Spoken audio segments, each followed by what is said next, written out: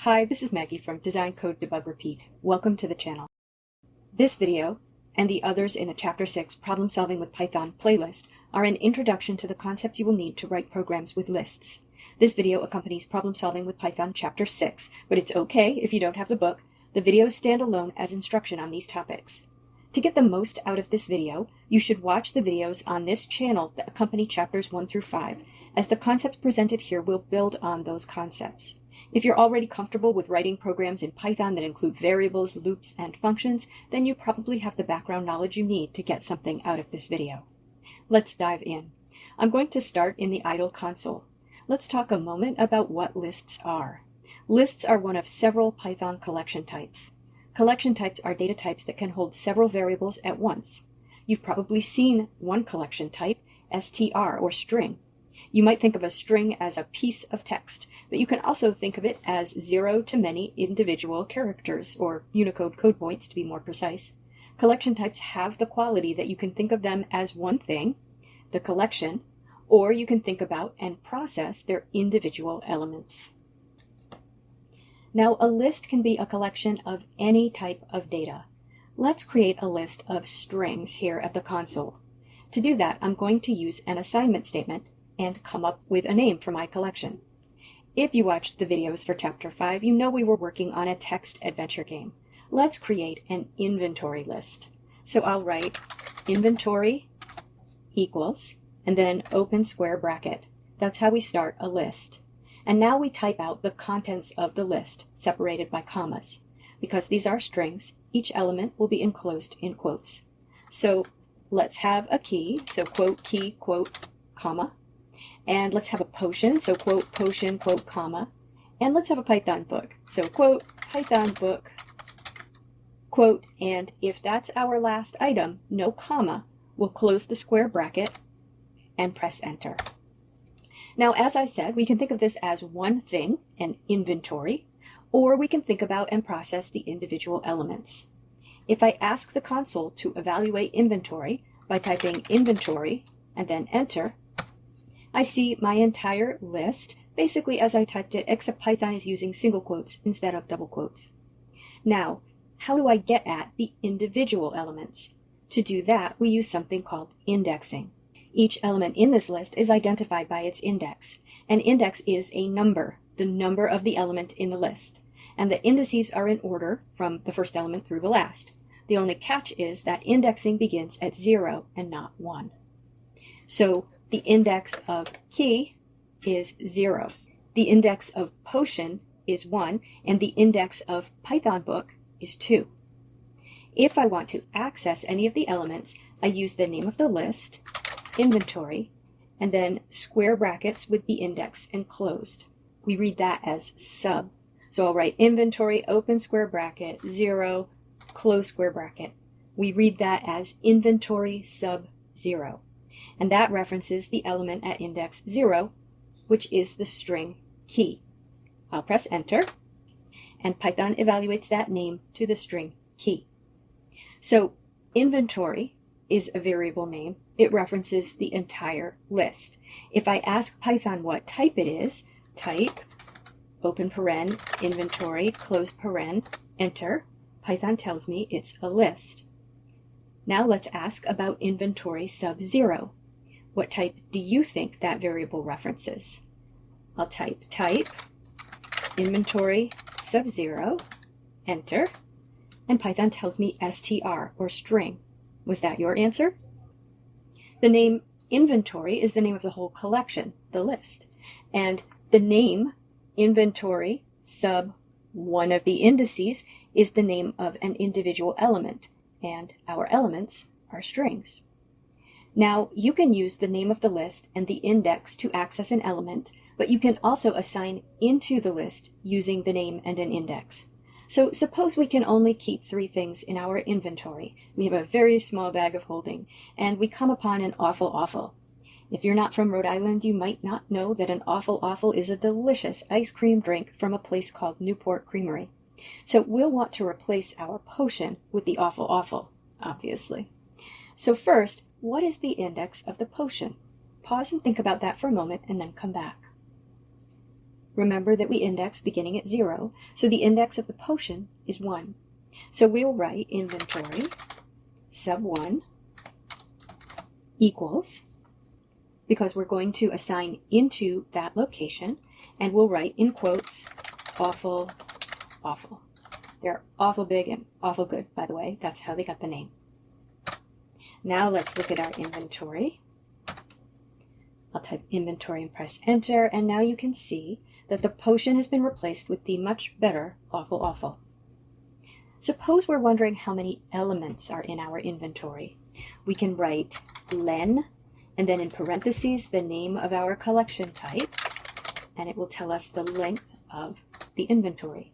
The length is the number of elements in the inventory. So len, open paren, inventory, close paren, enter, and it tells me 3. Notice the relationship between the length of the inventory, 3, and the index of the last element, 2. The index of the last element will always be 1 less than the length because we start indexing at 0. That is going to be very useful information to remember because we want to write code that is general enough to work with any length list. Imagine in a game, as you level up, your inventory gets larger. You don't want to have to duplicate all of the inventory code for the larger inventory.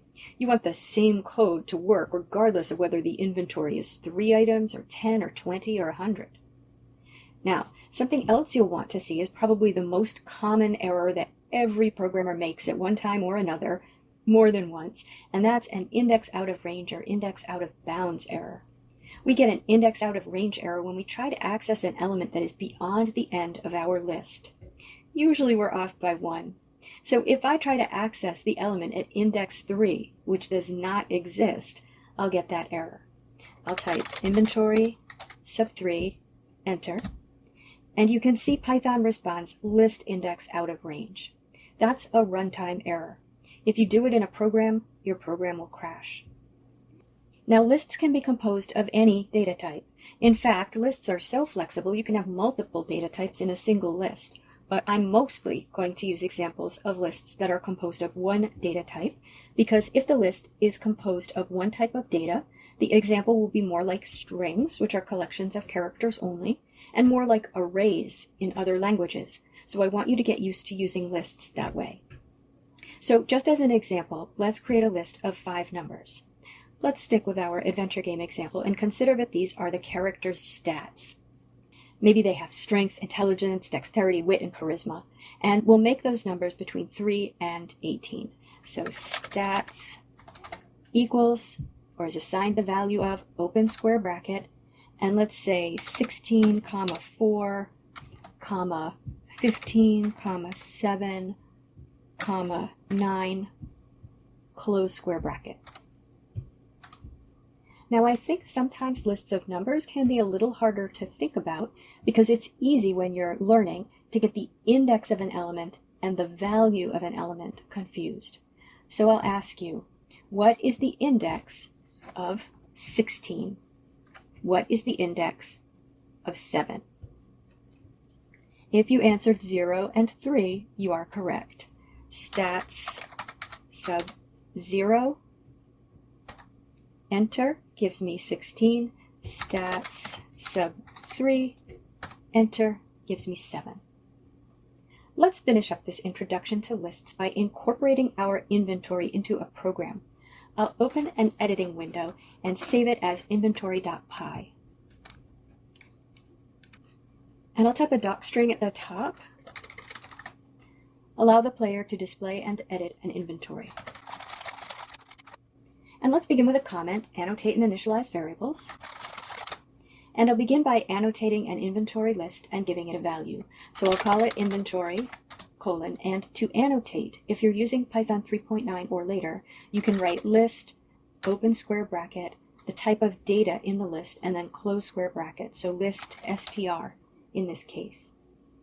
If you're using an older version that still supports annotations, you can either write simply list, or you can import list from typing at the top and use that instead of lowercase list, with the brackets showing the data type of elements in the brackets.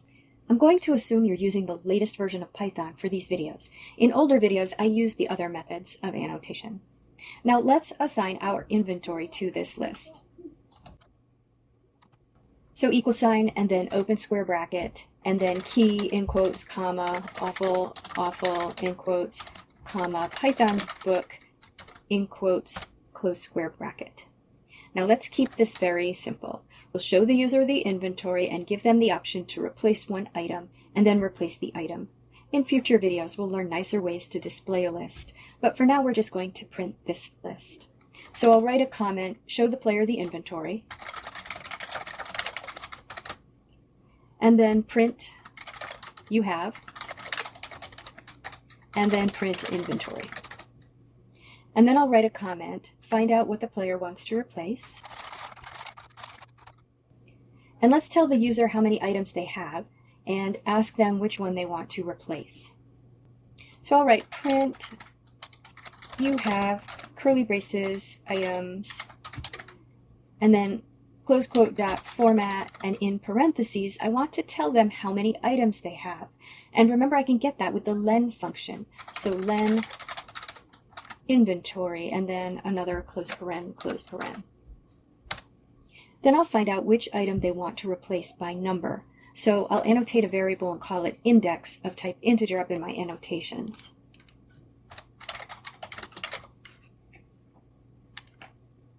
And then index equals int input, what is the number of the item you want to replace?